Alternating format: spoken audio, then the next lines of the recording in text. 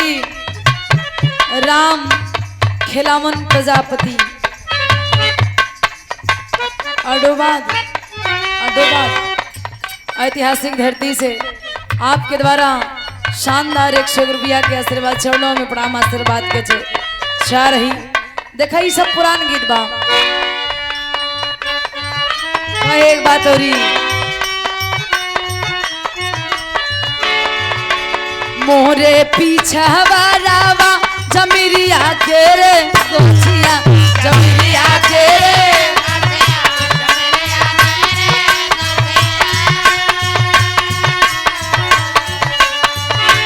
मोरे पीछा वारावा जमीरिया के रे गछिया जमीरिया के रे गछिया बोलिया बोलिए छोटी नाना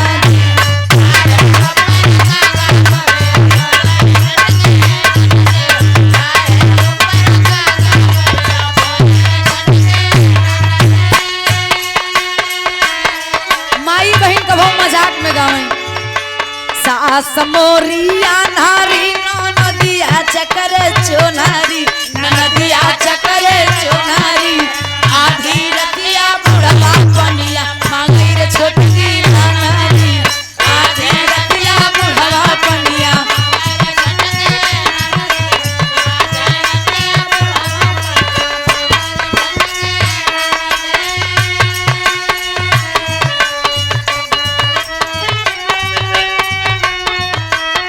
अरे वाह दाल बनमनी सब्जी बनमनी कोनो दुल्हन बेचारी परेशाना हाँ कहे ए सखी का पूछत पड़ू हमार व्यथा मत सुना खरेजा फाट जाई वो बेचारी तकलीफ में हो अपन दर्द बतावतिया यो मार्केट के ट्रेंडिंग गीत हो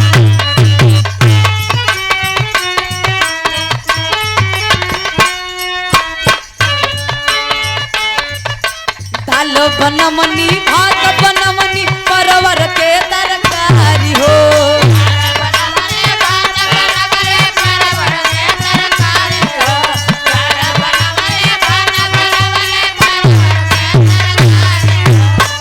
और ये देखे सिंटू गुरुजी पूरे ठकुराइन विजेंद्र यादव पूरे हुल्ली ऐतिहासिक धरती से 100 रुपया के आशीर्वाद बहुत बहुत प्रणाम।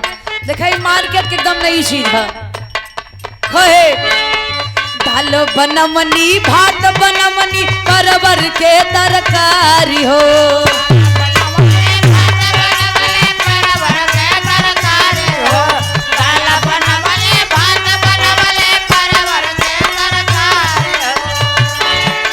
दाल बनमनी भात बनमनी परवर के तरकारी हो चटनी खातिर अरे चटनी खातिर लाले दिले बलुआ गारी हो चटनी खातिर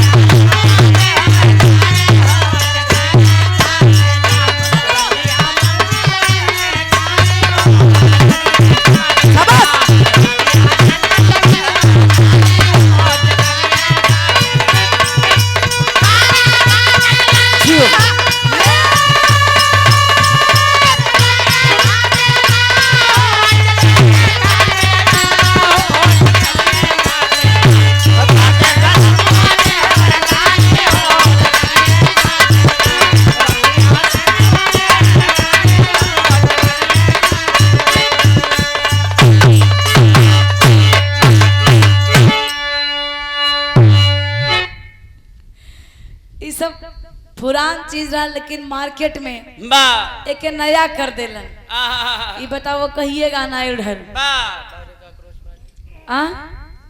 बारे काकरोच जनता पार्टी ये ऑनलाइन पार्टी हो गई भैया इधरों से क्यों जिला अध्यक्ष बनल है विधानसभा अध्यक्ष क्यों ना भी बनल बा ठीक है बता आजकल ऑनलाइन सब जनता पार्टी काकरोच जनता पार्टी में सम्मिलित होत हुवन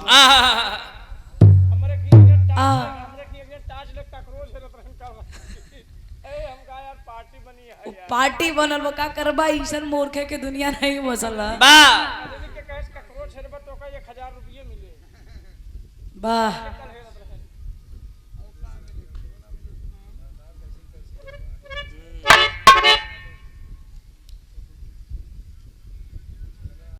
हमारे हिसाब से अबे तक तो कितना पार हो गई हुई गुरुजी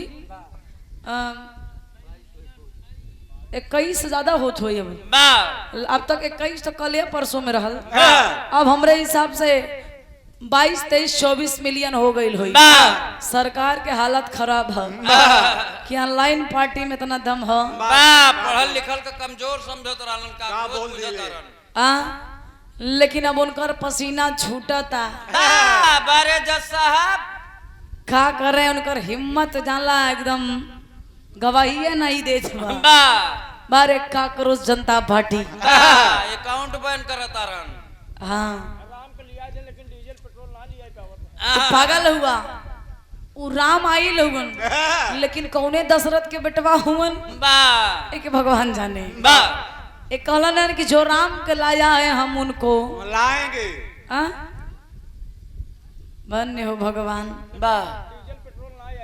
डीजल पेट्रोल के दाम आए दिन देखा तो 2 रुपया 3 रुपया आज सवेरे सवेरे 2.63 रुपया ऐसा कुछ तो बढ़ल है डीजल पेट्रोल दोनों। अब आप ही लोग सतर्क रहे डीजल पेट्रोल आसमान छुअत बा। बेचारा जेके नौकरी करे के बा जेके ऑफिस जाए के बा वो का करी जितना पेमेंट नहीं उतना डीजल पेट्रोल दे दे। हमनी लोगन के जितना बिरहा न गई उतना स्कॉर्पियो में तेल डाल दे। बारे धन्य हो सरकारी आप ही लोग तनी गौर करिया। इसी सिस्टम को चैलेंज करती है काकरोच पार्टी। यही खातिर इस सिस्टम को देखते हुए ये जो काकरोच जनता पार्टी बनी है इस सिस्टम को चैलेंज करती है। बंद होना चाहिए ये महंगाइयाँ बंद होनी चाहिए। गरीब मर जाएगा जिसके पास नौकरी नहीं है जो बेरोजगार बन के घूम रहे हैं वो बेचारे कहाँ जाएंगे। इतनी महंगाइयाँ अगर बढ़ेंगी ऐसे ही वो बेचारे क्या करेंगे। बंद होनी चाहिए महंगाइयाँ रोक लगनी चाहिए।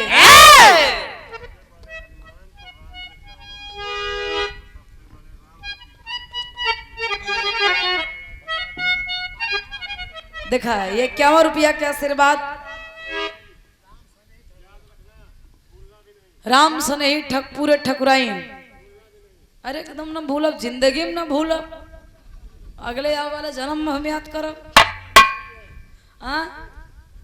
कहतन सबसे बड़े हनुमान तो राम के चरणों में क्यों झुके हैं और सबसे बड़े राम तो सीता के चरणों में सीता के चरणों में क्यों पड़े।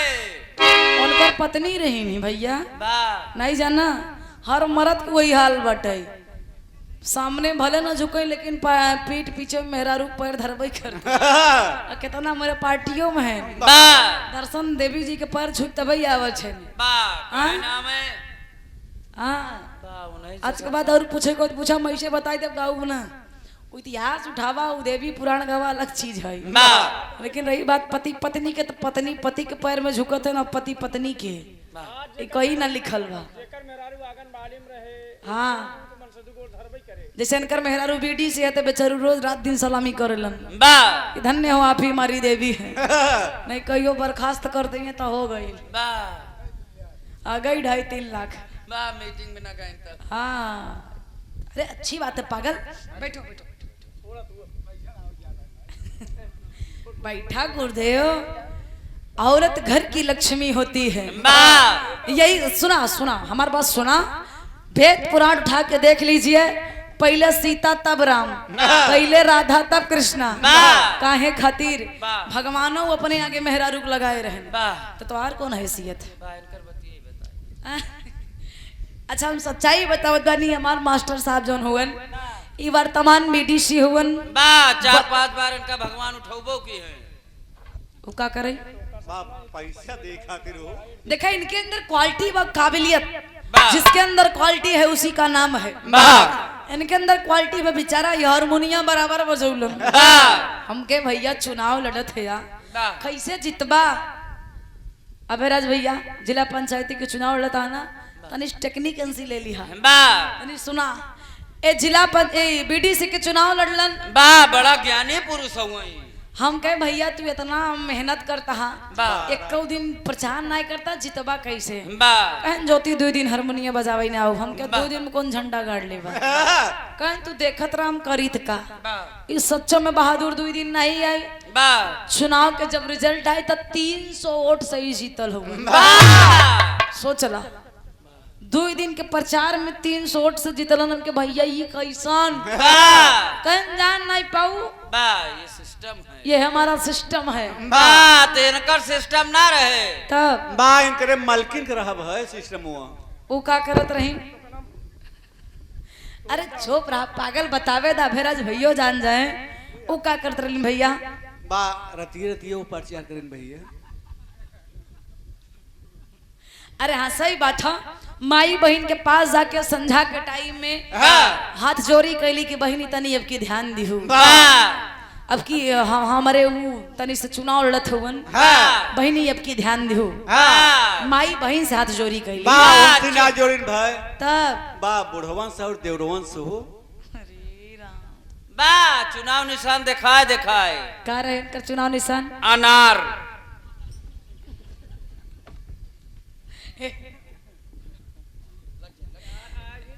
जायदा अरे पागल खिसियाए वाली कौन बात है इनकर सच्चों में चुनाव निशान अनार रहे बा तो अनार कोनो खराब चीज ना हो ये फायदेमंद है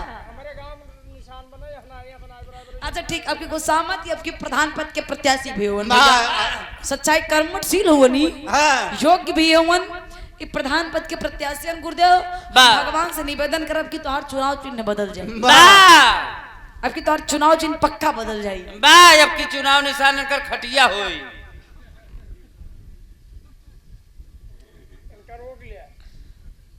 तो बेइज्जती करा मत चुप रहा कोनो गलत ना है चार पहियो चुनाव निशान रहेला बा हम हो इलेक्शन जात। में देखी तो कबो कबो निशान भी चार पाई रहेला बा वो निशान पावे वाला अक्सर जीतत है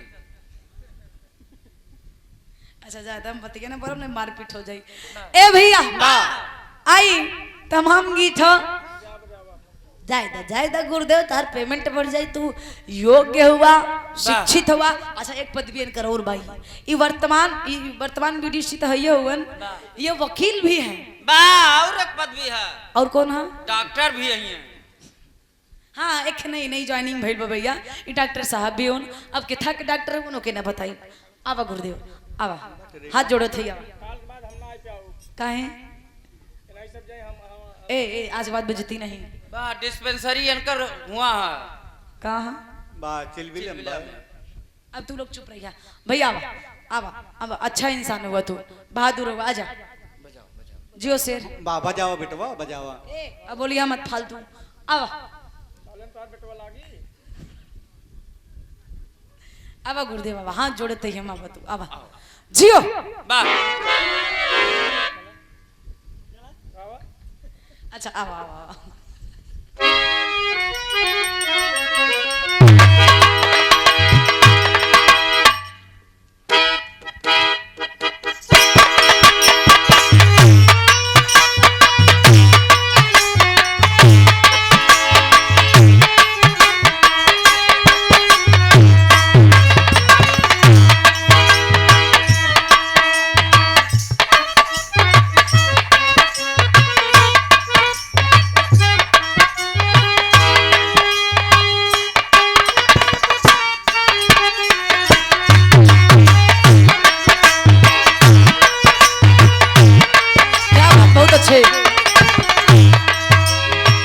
कोनो दुल्ही कहे एके जहां लगई बा वही सट जाई चाहे आत्मा रूपी दुल्हन चाहे ये धरती के दुल्ही परमात्मा रूपी दुल्हे से कहे झूर झूर हवा बहे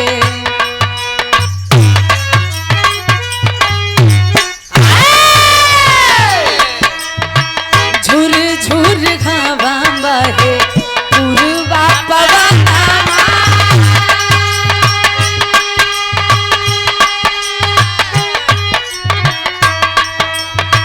झूर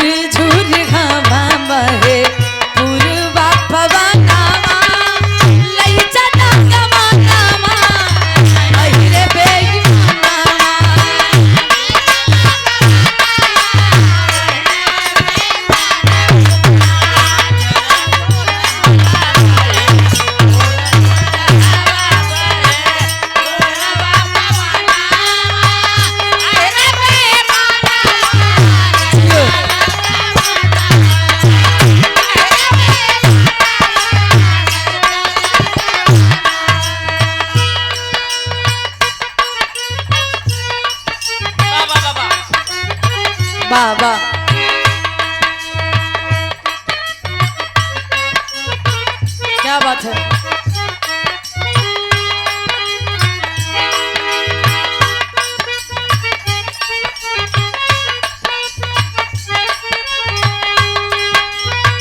सैया लिया ये मोरे कानवा के आए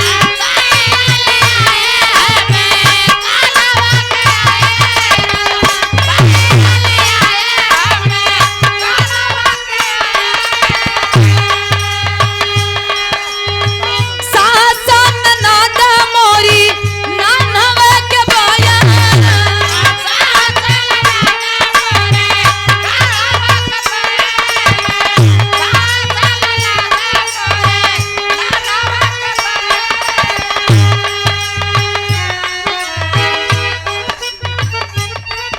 अरे बाबा सैया लिया ये मोरे कानवा के आए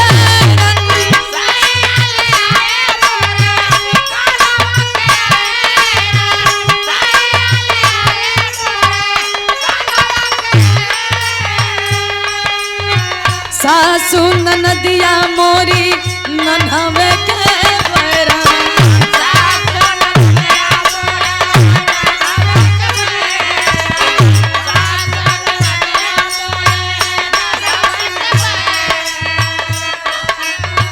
अरे बाबा क्या बात।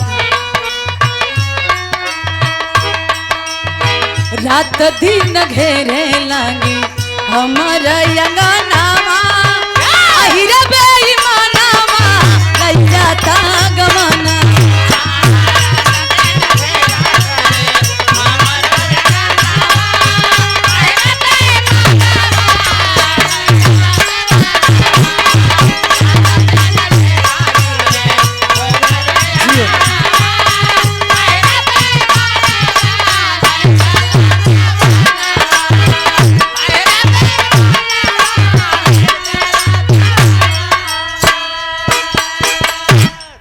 अहिरे कहत रहा कि अहिरा बेईमान हाँ तू का कहत रहा सही से बतावा। अहिरा बेईमानवा अरे मूर्ख इंसान अहिरे बेईमानवा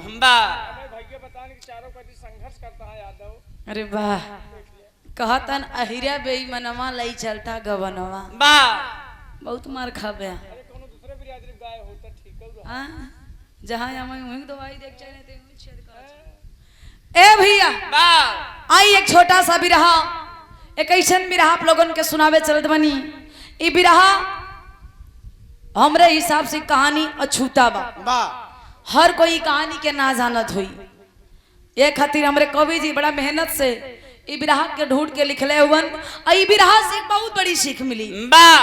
दुनिया में हम बताइला इंसान कल्पना करता है हम ही ना कहत बानी की कल्पना ना करे के चाहिए। अब हमरे अभेराज भैया कल्पना करत हुवन। जब इंसान किसी चीज को लेकर कल्पना करता है तब मेहनत करता है और वो कल्पना जब पूरा होता है तो इंसान को खुशी मिलती है कि मैंने जो सोचा जो मैंने सपना देखा जो मैंने कल्पना किया वो मेरा पूरा हुआ। लेकिन कल्पना अच्छी भी है और खराब भी है। कल्पना इतना ही करिए कि आप जितना पूरा कर सके। अब इतना न कल्पना करा कि हमें जमीन पे बैठे के जगह नहीं खे हम सोचो तो आसमान में जाके आलीशान महल बना के वहीं से देखी कि हमारे अशोक गुरु जी के भंडारवा चला तक ही ना। अब इतना बढ़िया सपना पूरा ना हुई तो इस हमें कल्पना के हिसाब से आप लोगों के बिरहा सुनावे के चल बनी। 4 लाइन भूमिका कल्पना से बदल बा। कैसे गुरुदेव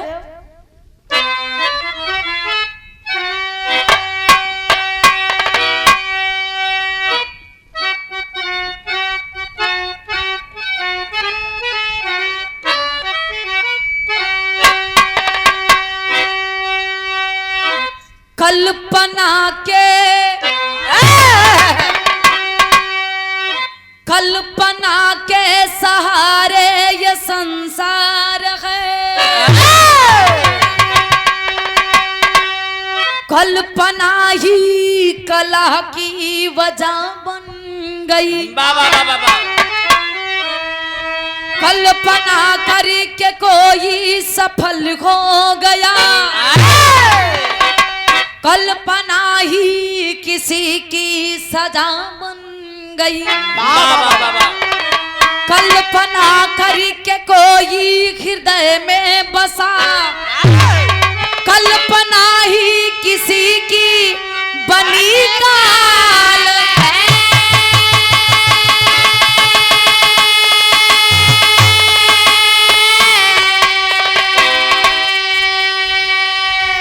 कल्पना में ही बीता हजारों बरस,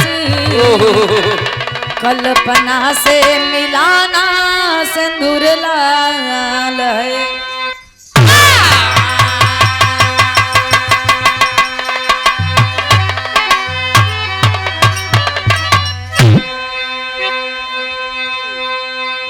ए बाबू, कोई इंसान कल्पना करके जिंदगी को अपने स्वर्ग बना लेता है, और कोई इंसान कल्पना करके अपने ही जीवन के नरक बना लेला। लेकिन एक लाइन गजल के टुकड़ा है गुरुजी।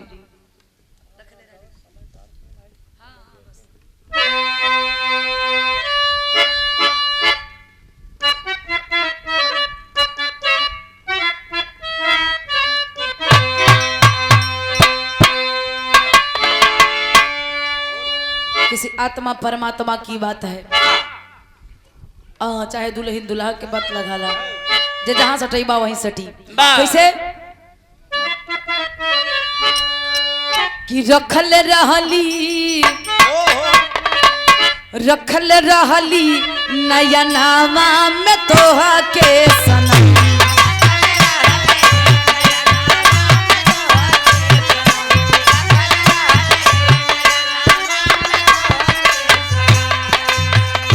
रखल रहली नयनामा में तोहा के सनम, छोड़ के हमके पढ़ैला त हम का करी।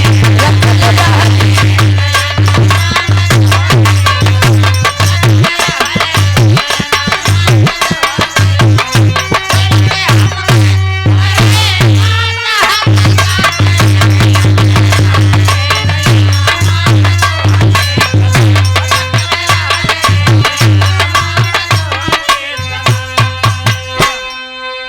लेकिन भाव में गुरुजी लिखत हो वन काली कलन भैया।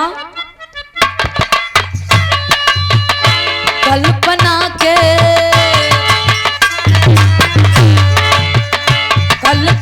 के सहारे जहां चल रहा,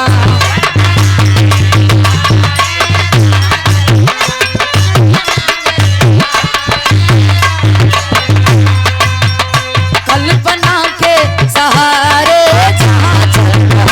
कोई रोता रहा, कोई है हंस रहा, कल्पना के सहारे जहां।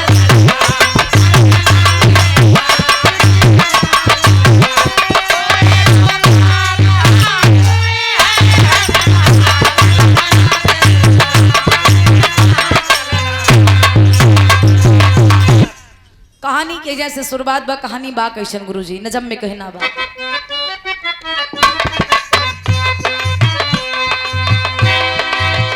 मरा जो विदित जी हवा सूप न खा लाचार हुई,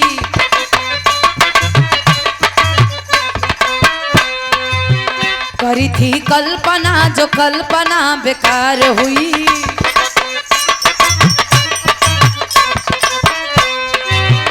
एक दिन घूमती वो सिंधु तट पे आई है,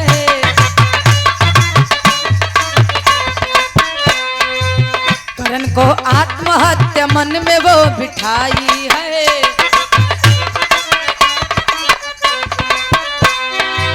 प्रकट हो सागर अपने दिल की बात कह डाला, पिला दो ना जनी जवानी का तुम मधुशाला।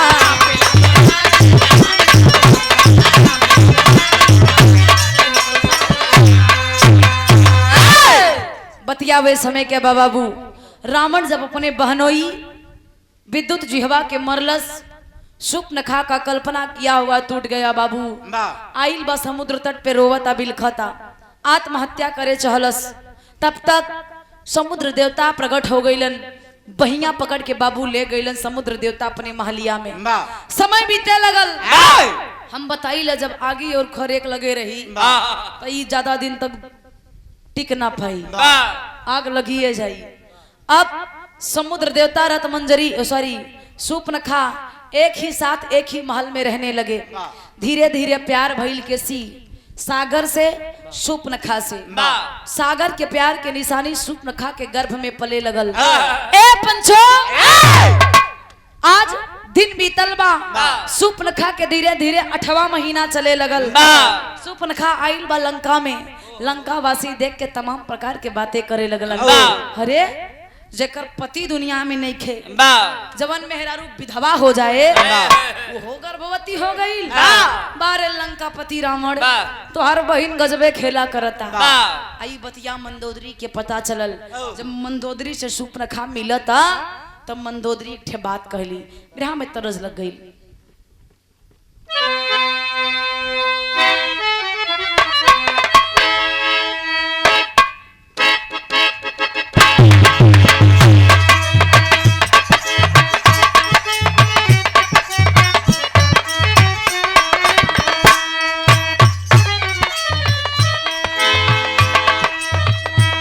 तरज की छोड़ी भाव पे गौर करी मंदोदरी जब सूपनखा के गर्भ पे ध्यान दिलस, कलस रे जा अपने भाई के मान मर्यादा के प्रतिष्ठा के दांव में लगा देलू। तू विधवा होखे के बावजूद भी गर्भवती बाड़ू, शर्म नहीं खे लगल? टुकुर टुकुर मुंह ताकता सूपनखा, का बोली का कही, लेकिन मंदोदरी कहली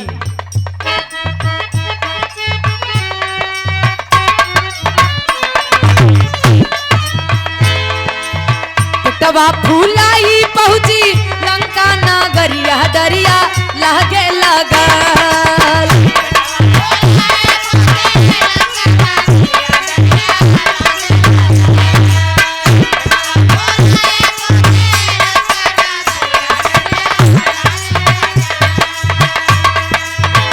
तवा फूलाई पहुंची लंका नागरिया दरिया लागे लगल।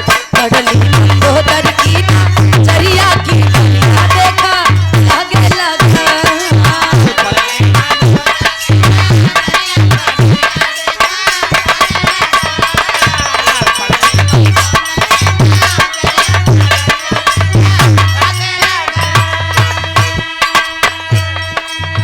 बोली मंदोदर तू डुबाई दिहलू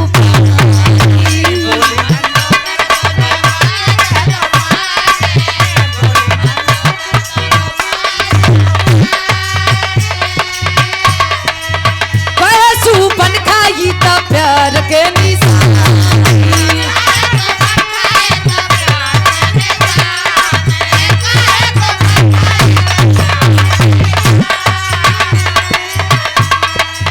रावण के मिलल बाटे जब की खबरिया डरिया लागे लगा।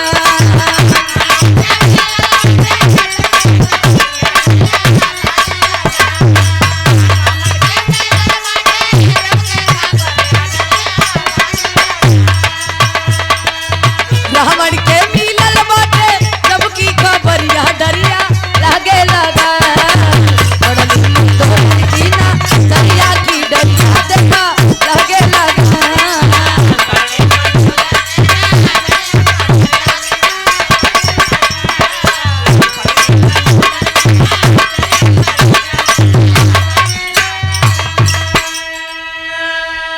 फरमाइशा पियवा से पहले हमार रहलू समाजवादी गीत मुलायम सिंह जी के बारे में 101 रुपया के आशीर्वाद ही दोनों गीत के फरमाइश बा हो जाए और बहुत बहुत प्रणाम आशीर्वाद के चाह रही।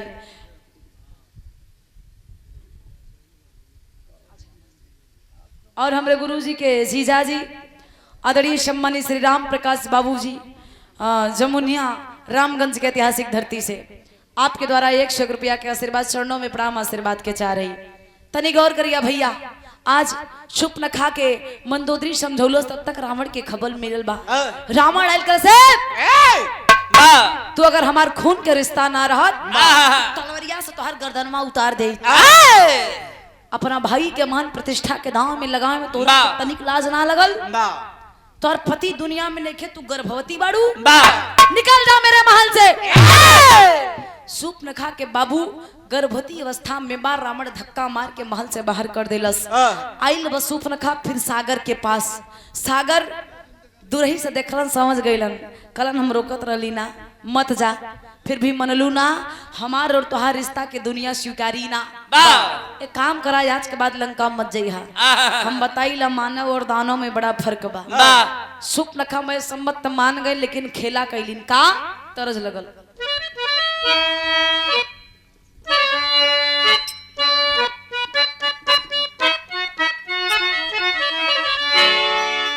अरे गईली अयोध्या के पास आया सया बतते लागी।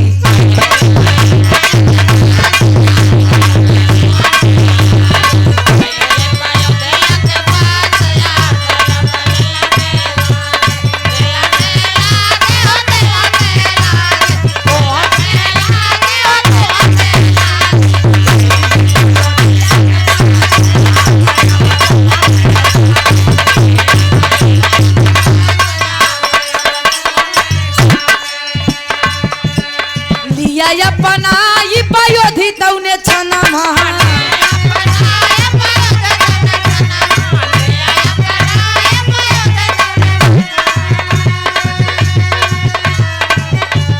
कुछ दिन बाद भइले गोदी में करी ना महान।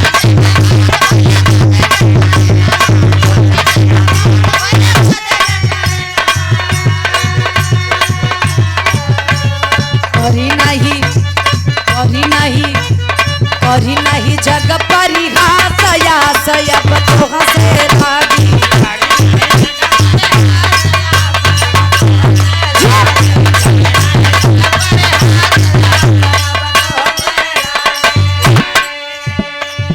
ए बाबू समुद्र देवता अपना लेलन।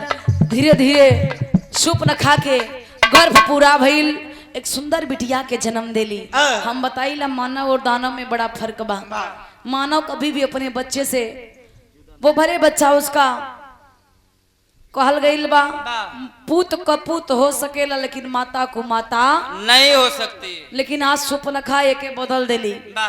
वो बिटिया के नन्ही सी जान के जन्मा के छोड़ के चल दिलस लंका। समुद्र देवता दूर ही से देखलन। श्री राम बकस यादवपुर ठकुराइन की धरती से शानदार 51 रुपया के आशीर्वाद, बहुत बहुत प्रणाम। भगवान की लीला, समुद्र देवता कलनी हमार खून बा, हमार प्यार के निशानी बा। तू जात हूं तो जा, नहीं खे गम तोरा के अब ना रोकब। वो सुंदर बिटिया के नाम रखलन रत मंजरी।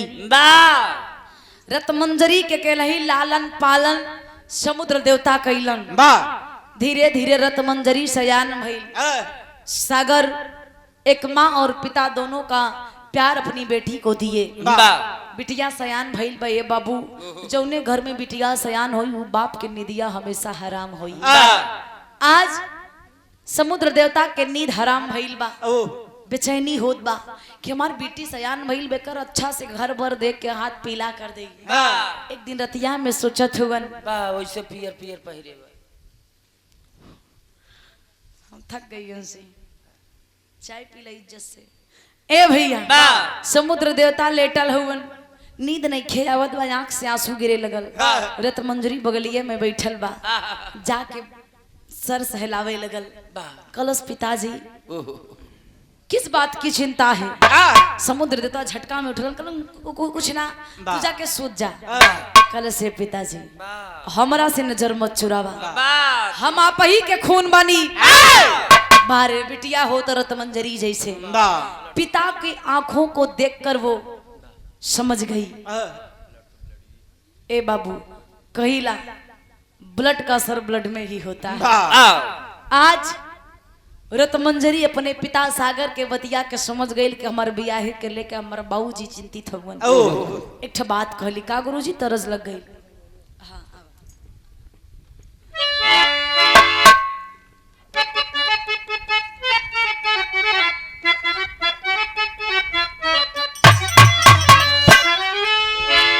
बड़ी पुरान तर्ज है। कोनो भौजाई अपने देवर से ओरहना देता, हरकत से परेशानियां कहे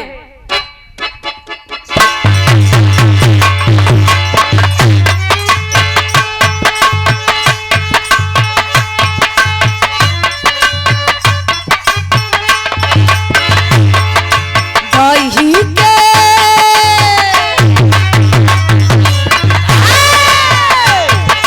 दही के नदिया के तोहरा बिलार राखवार भइल राजा।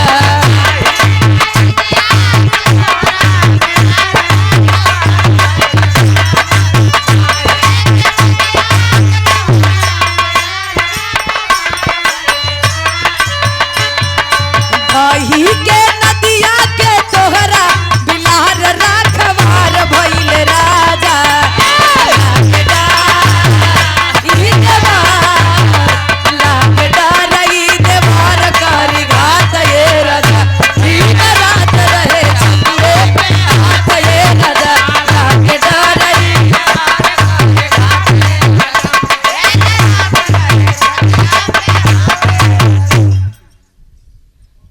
और ये आशीर्वाद है, यही प्यार है, यही दुलार है हमारे आदरणीय गुरुजी अशोक गुरुजी के द्वारा और हमारे बड़का भैया पवन यादव प्रधान जी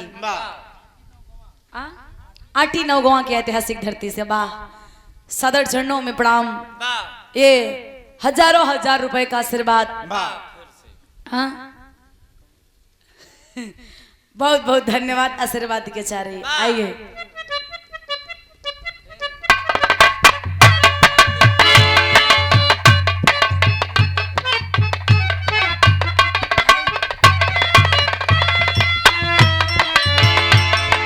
दही के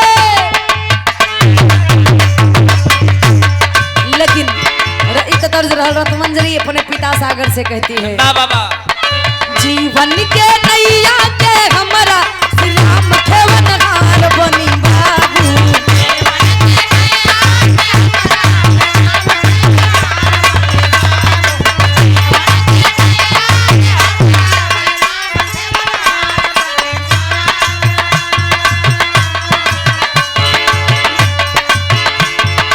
जीवन के नैया के हमरा श्री राम खेवनहार बनी बाबू।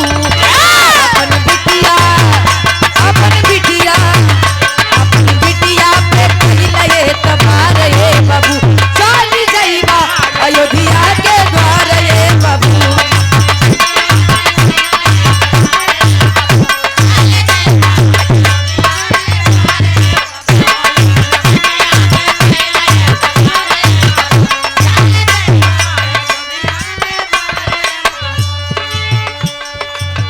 बेटी के बात सुनी सागर रजनवा पहुँचय बाधपुरी दशरथ भवनवा।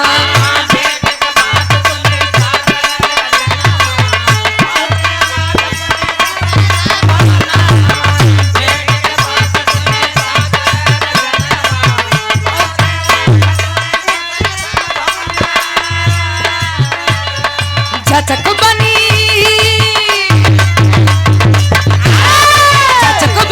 अइले दुवरिया नजरिया के फेरिया ये बाबू।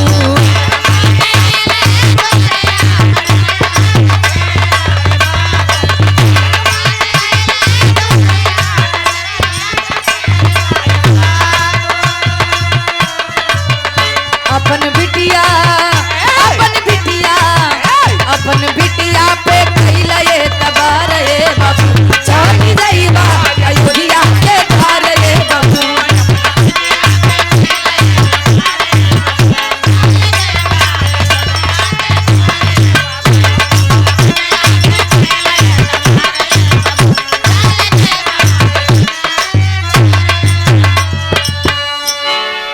गौर करिएगा ये पंचो रत्मंजरी अपने पिता की आंखों को पढ़कर समझ जाती है।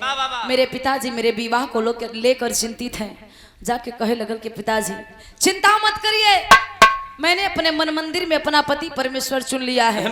तब तक सागर के निदिया एकदम से चौकन्ना हमार बिटिया घरे से बहरे ना निकलल वाह ये दुल्हा खोज लेस कहनु के हा समुद्र देवता से हाथ जोड़ के वो बेटी कहती है कि पिताजी वाह वाह मैं कहीं गई नहीं हूँ वाह और ना ही उनसे मिली हूँ वाह बस उनके नाम का माला जप के अपने मन मंदिर में उन्हें अपना पति चुन लिया है वाह कहनु हा के कल अयोध्या के राजा दशरथ के बड़ बेटवा जेकर नाम राम है वाह हम राम से विवाह करब अन्यथा केहू से नाम वाह अच्छा बिटिया के बात सुन के सागर चिंता में पड़ गईलन विचार कईलन आइल हुवन अयोध्या अयोध्या में राजा दशरथ के सामने हाथ जोड़ के विनम्रता पूर्वक एक बताइला ए पंचो वाह। एक बिटिया के बाप कितनो धनवान हो जाई वाह कितनो करोड़पति बन जाई वाह जौना दिन अपने बिटिया खातिर बर खोजे जाई ना बर पक्ष की तरफ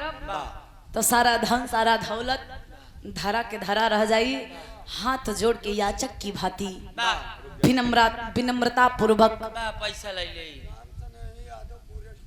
अच्छा श्री राम सने यादव पूरे ठकुराइन ऐतिहासिक धरती से 10 रुपया के आशीर्वाद बाजियो शेर ए भैया गौर करिएगा वाह अब राजा दशरथ से समुद्र देवता कलन कि अय राजन मैं एक राजा के हैसियत से नहीं वाह बल्कि एक बेटी के पिता होने के नाते अपनी बेटी को आपको सौंपने आया हूँ वाह दशरथ कलन ऐसा कौन बात हम समझ ली ना कलन आपके बड़े बेटवा से अपन बिटिया के हम बियाह करे चाहत बनी राजा दशरथ कलन अतिथि देवो भव वाह हमारे दरवाजे पे आए हैं हमारे अतिथि हैं हमारे भगवान के समान हैं लेकिन मेरे बेटे राम का विवाह हो चुका है मैं दूसरा विवाह करने का फैसला नहीं ले सकता तब सागर बड़ी ऊंची बात कहलन के राजा दशरथ आप तो भी 3 शादियां किए हैं तो आपका बेटा 2 शादी क्यों नहीं कर सकता राजा दशरथ करनी हमार जिंदगी रहल हम 3 कैली लेकिन हमार बेटवा दूसर बियाह करी वो हम फैसला ना ले प्रमाण मिलता है बाबू प्रमाण मिलता है 3 दिन तक समुद्र देवता वही महलिया में राजा दशरथ के बितौलन तीसरा दिन भगवान श्री राम कहीं से घूम घाम के अलन तो सागर जाके बतिया कहत हुवन और जब बात कहलन बियाहे के चर्चा कैलन बारे मर्यादा पुरुषोत्तम राम मर्यादित ढंग से जवाब देते हैं कहलन का बिरहा में तरस लग गई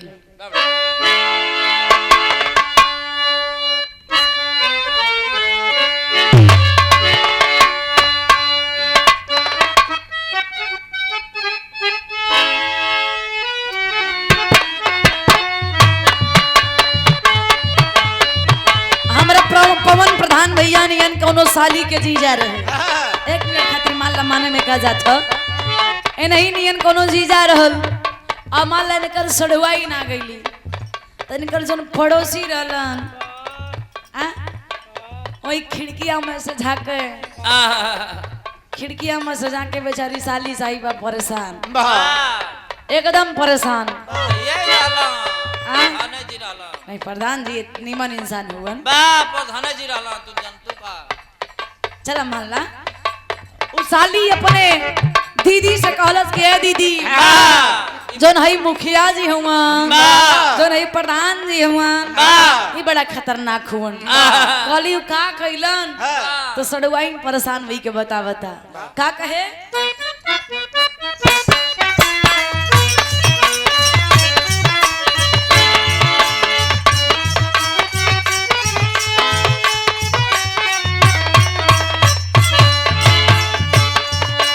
देख दीदिया जंगल में से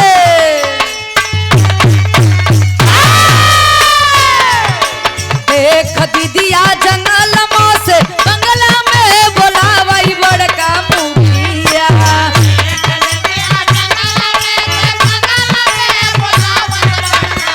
बिहार में मुखिया कहलन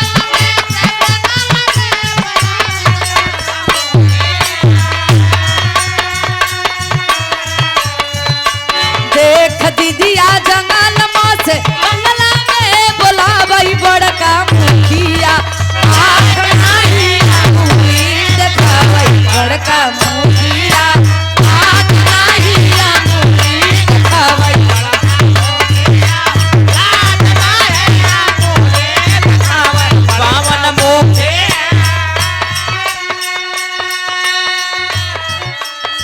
मत नाम लो पागल। भौजाई अगर सुन लेंगे तो कहिए बा ये कुल जाके कर छुआ। हाँ वो नीमन इंसान हुआ। लेकिन गीत के छोड़ी, लेकिन भगवान मर्यादा पुरुषोत्तम राम जी कैलन का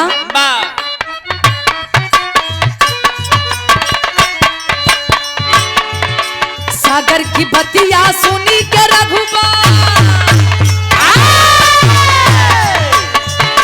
सागर की बतिया सुनी के रघुबर बोले गए उस बार हमारे बाबूजी।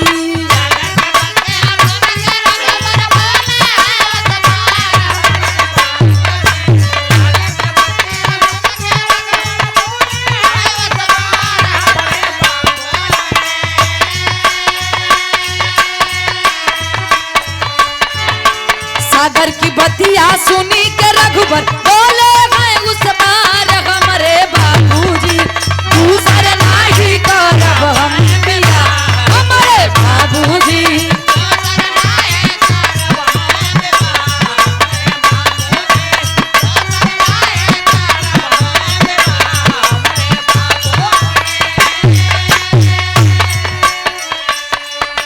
होई के लाचार सागर आइले भवनमा।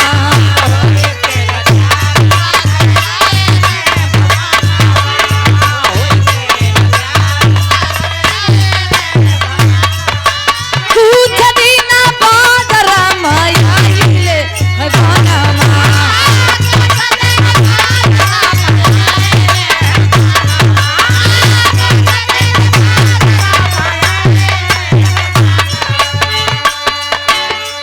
हरनमा कैले रमनमा। सीता हरनमा कैले रमनमा रंगे गए श्री राम हमारे बाबूजी।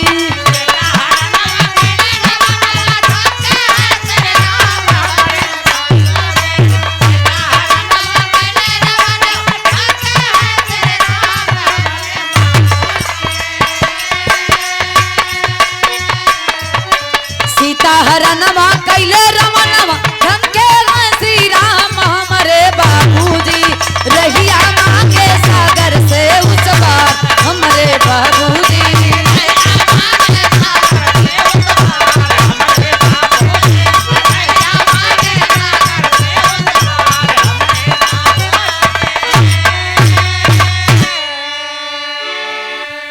कहानी के मेन पॉइंट इधर से मात्र 2 मिनट भी रहा बचल है बस। ए पंचो समुद्र देवता निराश होके लौट आए। भगवान राम मना कर दिए कि मैं दूसरी शादी नहीं कर सकता। मैंने अपने सीता अपनी पत्नी को यह वचन दिया है कि मैं जीवन में दूसरा विवाह नहीं करूंगा। श्री शोभित गुठवा की धरती से 20 रुपया के आशीर्वाद। ए भैया भगवान श्री राम मना कलन। समुद्र देवता निराश होके लौट के अलन। बारे बिटिया रतमंजरी दूर ही से देख के समझ गई कि बात नहीं बनी। प्रतिज्ञा कर ली आजीवन कुमारी रह जाऊंगी लेकिन किसी और से शादी नहीं करूंगी। राम के नाम माला जपे लगल। बियाह ना करत बा कुंवारा पेन व्यतीत करत बा। समय बीतल। भगवान राम 14 बरस के वनवास अइलन। आज समुद्र देवता से लंका में जाए खातिर मार्ग मांगत हुआ। ए बाबू समुद्र देवता के बतिया नहीं खे भुलाइल। नहीं के दुआरी पे गोल डाली अपने बिटिया के हाथ अपने बिटिया के बियाह करे खातिर। यही राम है जो हमें निराश करके लौटा दिए। मेरी बात नहीं माने तो है राम के हम मदद कैसे करी। समुद्र देवता प्रकट ना हो तो भगवान श्री राम लगातार 3 दिन तक पूजा करत हुवन। और तीसरा दिन भइल का टेरी में कहना हम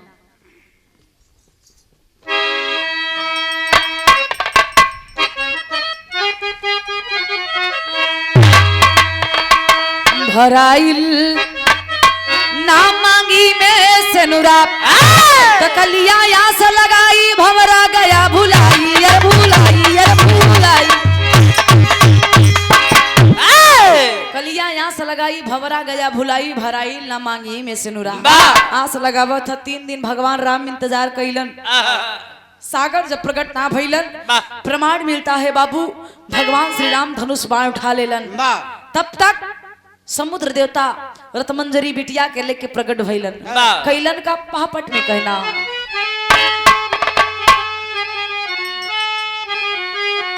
अरे सागर तट पे प्रभु जी करई पूजन हम सोचई मनवा में।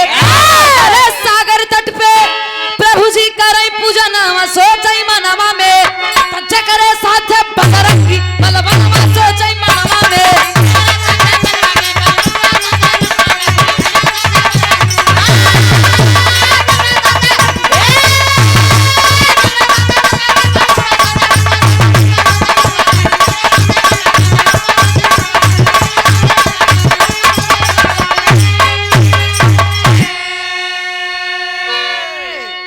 तीसरा दिन में जब भगवान राम धनुष बाण उठौलन क्रोध में कि हम 3 दिन से तपस्या करता ही दर्शन ना देत हुवन, तब रतमंजरी के लेके सागर प्रकट हो गइलन। कहलन रे प्रभु दुनिया के मालिक हैं आप, जगत पालनहार हैं, मेरी आत्मा की बात कैसे नहीं सुन पाए? और आप मेरी आत्मा की बात, मेरे दिल की पुकार आपके पास तक क्यों नहीं पहुंची? मेरी बेटी यही रतमंजरी, इसी के विवाह को लेकर मैं आपके पास गया था। आपने 3 दिन तक अपने दरवाजे पे मुझे बैठाया, तीसरे दिन मुझे निराश करके भेज दिया। सोचिए मैं कैसा इंसान था जो आज तक अपनी कुंवारी बेटी का चेहरा देखकर कुछ नहीं कर पा रहा। कैसे आपके मार्ग दे दी प्रभु, आप ही हमारे न्यायाधीश हैं, आप जो फैसला लेंगे वो मुझे मंजूर है। पर ये गलती मत करा समुद्र के मत सुखवावा। भगवान श्री राम अवाक हो गए कि बाप रे बाप हमरा से बहुत बड़ी गलती भई। हम तो मना कर दे लेकिन कन्या आज भी मेरे इंतजार में अपना जीवन बेकार कर रही है, अपना जीवन व्यर्थ बना रही है। रतमंजरी के चेहरवा के निहारत हुवन राम, निहार के तनिक देर मौन रहलन और मर्यादित ढंग में जवाब देलन। का गुरुजी आल्हा में कहना हम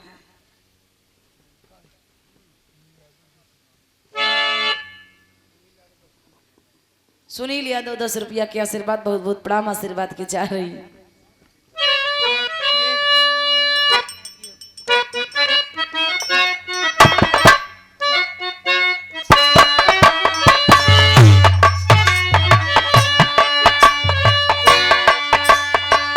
विधि के विधान कैसे जग में क्यों मिटाई है भैया।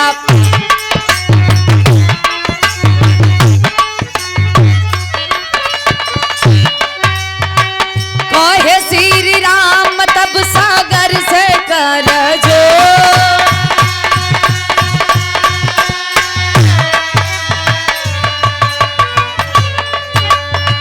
त्रेता युगवा में मोरी सीता दुल्हनिया प्रभु।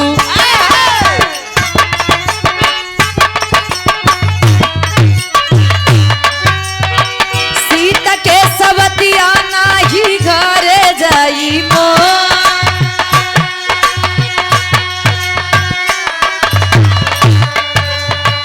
कहे रतमंजरी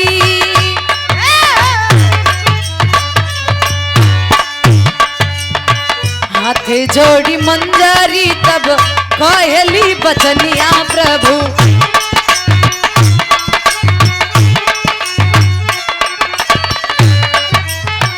तोहरे से मांगिया भराई अब मो,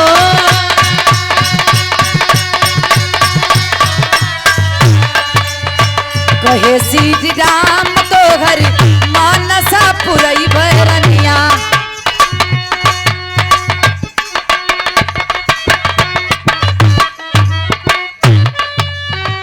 अकले जनमावा के तारा इंतजार,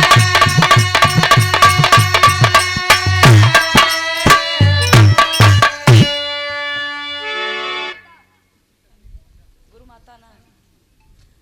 और ये देखें अब तो बिया हो ही गया।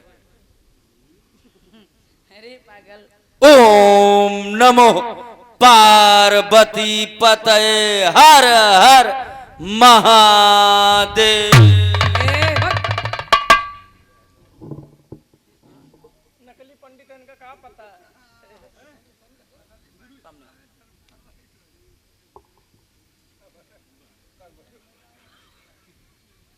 और ये देखें हमारी गुरु माता, ये अनमोल पुरस्कार है, इसका कोई मोल नहीं। हमरे अशोक गुरु जी के धर्म पत्नी यानी हमारी गुरु माता जी बा अनीता देवी। बा एक ले जाओ चोराई के अपने बुढ़िया के दे दो। अच्छा अनमोल पुरस्कार हम रखब कि बुढ़िया के दी? अरे बुढ़िया दे दे, बुढ़िया ज्यादा मानव मूड उड़ दबावत है। वाह गलत बोले है।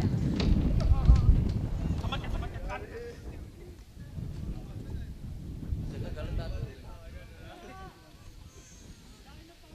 कई तो गलत दिन बोला करा। एक पकड़ ला, एक पकड़ ला। बाबा बिना खत्म कर, जल्दी से बिना खत्म करा। हे हे बैठो बैठो